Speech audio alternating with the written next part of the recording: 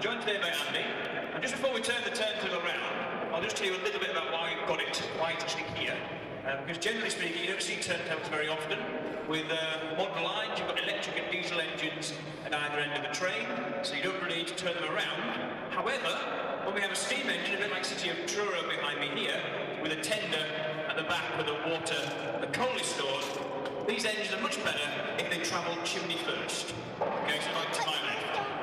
Physically, there's no reason why it can't go just as fast backwards as forwards, except there are two components that don't like going fast backwards, and that is, of course, the driver and the fireman.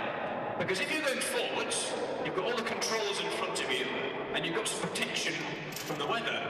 If you're going backwards, you've got all the controls behind you, and you're going to get all the rain and the snow in your face. And if it's a dry day, you'll get all the coal dust blowing in your face. So basically, it makes a very difficult job a lot harder. Makes a lot more sense, come onto a turntable, turn the engine around, and go back chimney first. And that's one reason we have turntables. The other reason you can see today, and that is storage. It's a fantastic way of storing and retrieving a locomotive. Very quick, very easy, and if we were, say, bringing an engine like Evening Star onto the turntable, we could then turn it to track 4 or 5, and that's where we're still connected to the East Coast Main Line. If we didn't have a turntable, though, the alternative is to have all the engines one behind another. And the odds are the one we'd want, Evening Star, would be somewhere in the middle.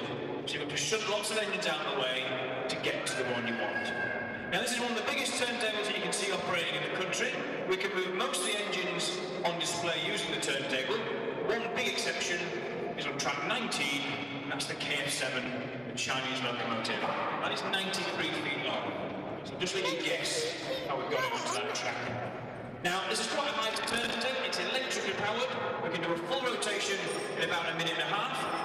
Failing that, we do have a backup device. We can actually unwind the turntable by hand. However, it's a lot harder because this is a non-balanced turntable. It's not balanced at all. The track may look flat, but I can assure you there's a few dips in it in a few awkward places. The actual most common type that was used in this country, though, was a balanced one, the opposite of this.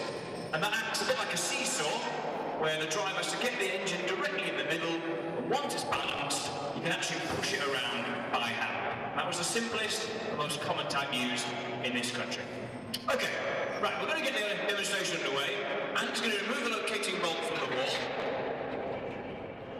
Excellent, so beneath each of you you'll see a track number. Beneath that there's a big hole. Andy's now removed the bolt from either end, so we're free to move. Next thing we need to hear is a big click to show that we have the electric motor working. Which we do. Excellent. Now just before we get underway, as high-tech as the turntable is, we don't have any brakes. So can I ask everyone just take a very small step back from the barriers, make sure nothing's hanging over the end of the barriers, no cameras, bags, nothing like that. Do a very quick check, and then we'll be underway. Okay, Andy, take us away.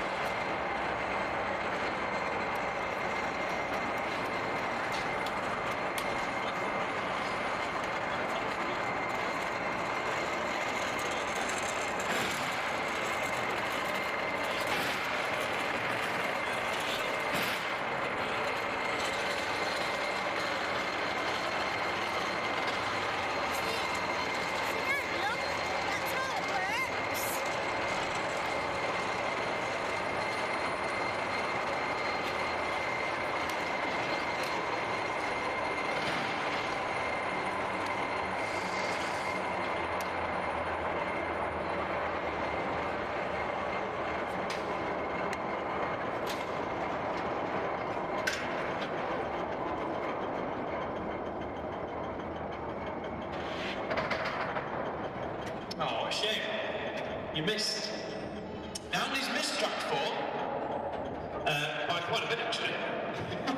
So to get us into a position, he's going to use the hand winding mechanism to get us back into place. Combined with the weight of City of Truro and the turntable, and they'll be winding easily over 100 tons here. And as I say, the track's not flat, so it's no easy job. Go on, put your back into it. That's it. Now I've got the nice easy job just pushing the bolt back in.